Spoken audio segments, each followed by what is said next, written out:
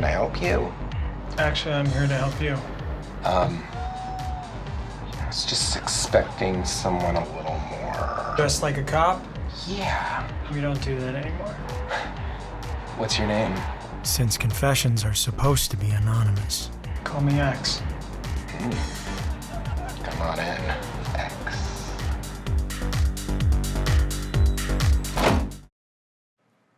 Hey everybody, I'm Ross and welcome to Dekkoo In Depth. And today we have a very special guest because we are celebrating the release of Boy Culture Generation X. We have the writer and director with us right now. It's Q Allan Brocka. Allan, thank you so much for joining us.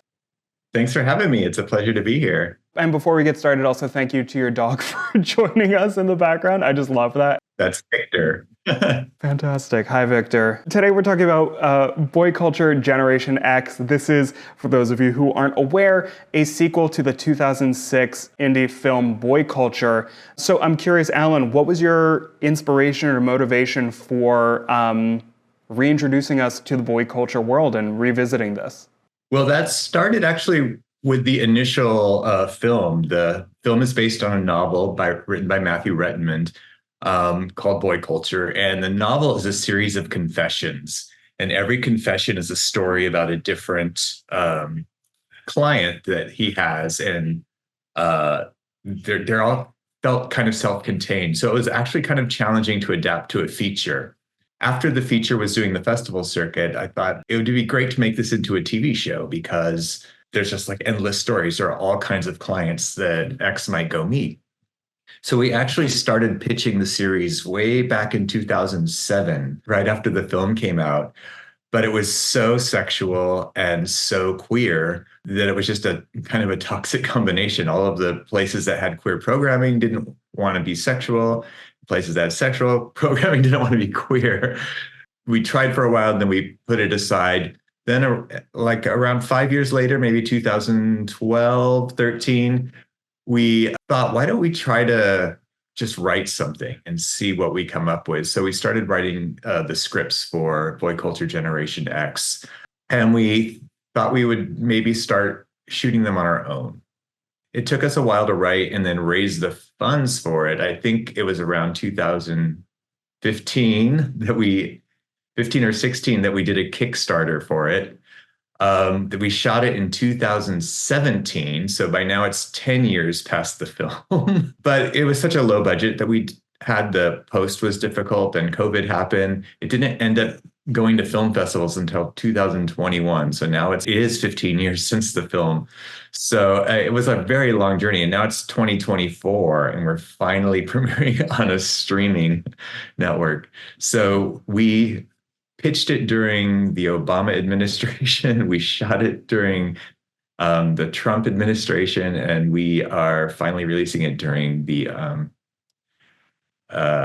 Actually, we pitched it during George Bush. Oh my gosh. Oh yeah, yes. You're right. 2007. Yeah.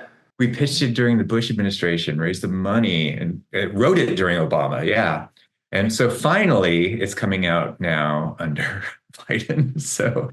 That's like 4 presidents. That's wild. How much was there kind of reconfiguring, rewriting, just figuring out where to go with the story kind of as we move further in this kind of modern queer age that we're in? Because, you know, you worked on Logo and MTV, and 2006 was a very different gay world than we are here in 24. So yeah, I'm curious kind of how you went about this kind of cultural reconfiguring.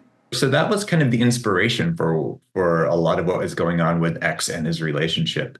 So much time had passed. We were just in 2013, just like 6 or 7 years while we were writing it. So much had changed. So we're like, well, maybe he's dropped out of the sex work industry and is coming back in, and look how things have changed. Since then, it's like been even bigger, these changes. It's been 6 years, so it does feel, some stuff still feels a little bit behind. Especially when the characters go, there will never be a global pandemic. Right. After 7 years together, Andrew and I didn't get the itch, but we stopped scratching each other. Gotta change that. After 10 years, we just gave up. Well, I did. I called it off because I knew he wasn't happy. And it's not like I was. But I don't think happy is a word that will ever describe me. So, I came back to the only job I know. I thought I'd be received like a Disney movie that's been in the vault for years and is finally available to stream. But I'm just another guy willing to have sex for money in LA, the capital of guys willing to have sex for money.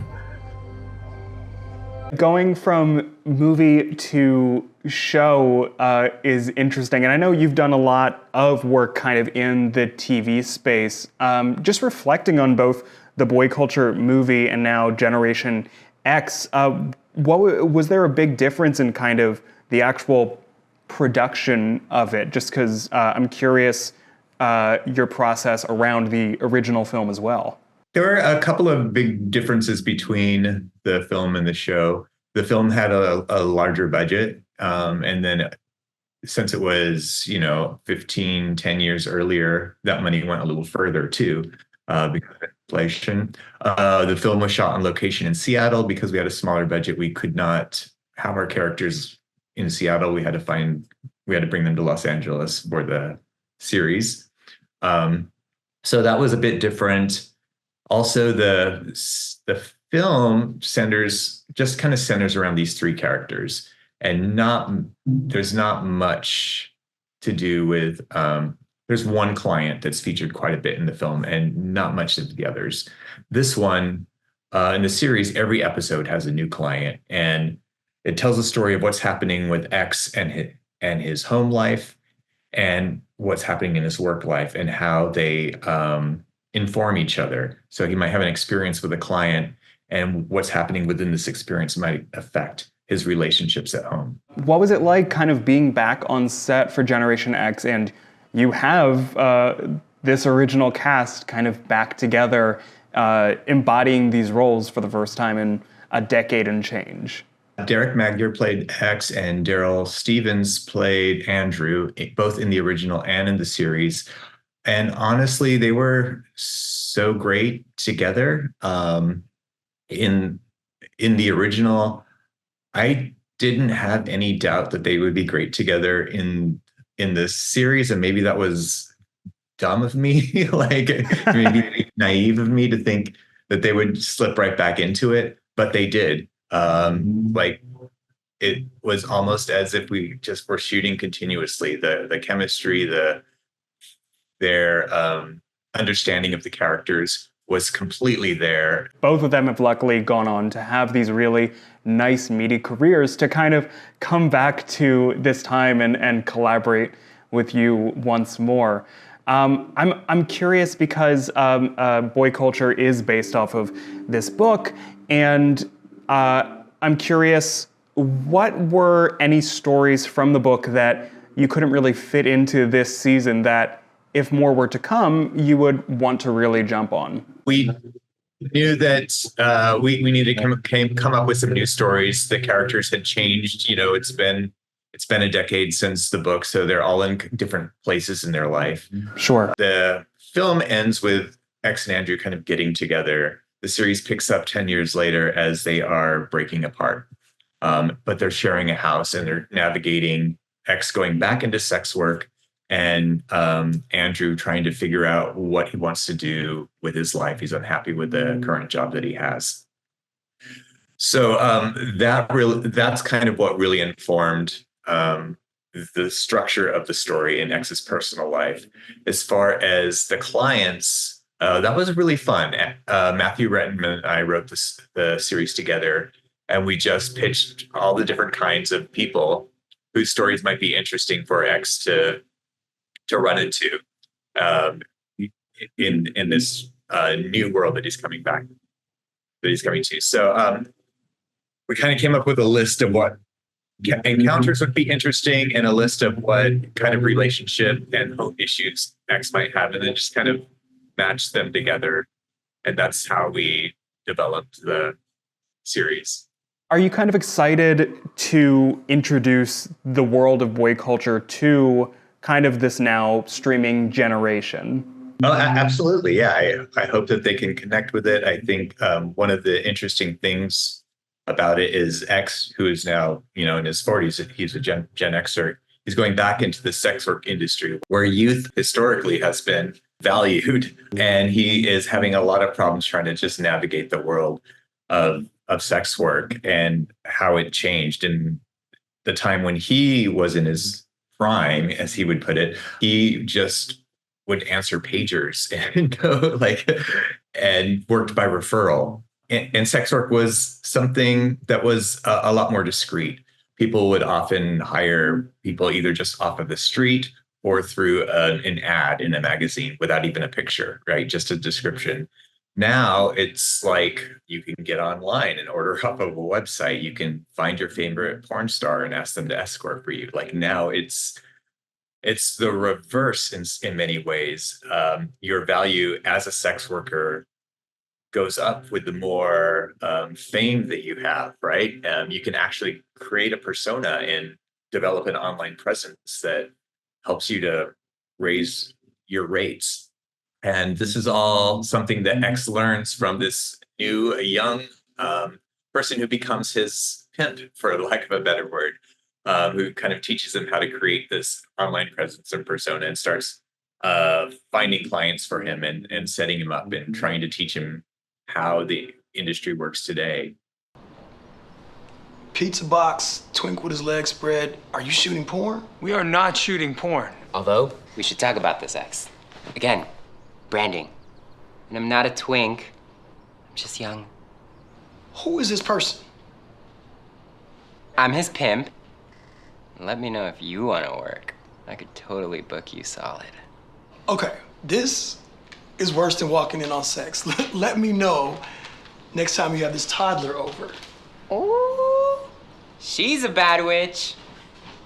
You know I have to live with that person, right? Who cares? I don't. Yeah, I was watching some of the episodes last night, and it was funny. His pimp, yes, asks, what social medias are you on? And X is like, none of them. I don't really do any of that public stuff. And yeah, the world of kind of OnlyFans and Instagram really come into play in the show, and I really appreciate that kind of update. Yeah, and I guess lastly, so how is it like kind of working with Dekkoo as a partner now that you're finally able to release this after years of filming and post-production? It's amazing. Dekkoo has been fabulous. We've gotten so much great press and some great images for promoting this show. And we're excited that it can finally be somewhere where people other than me and film festival audiences can see it. Luckily, you can watch Boy Culture Generation X right now on Dekkoo.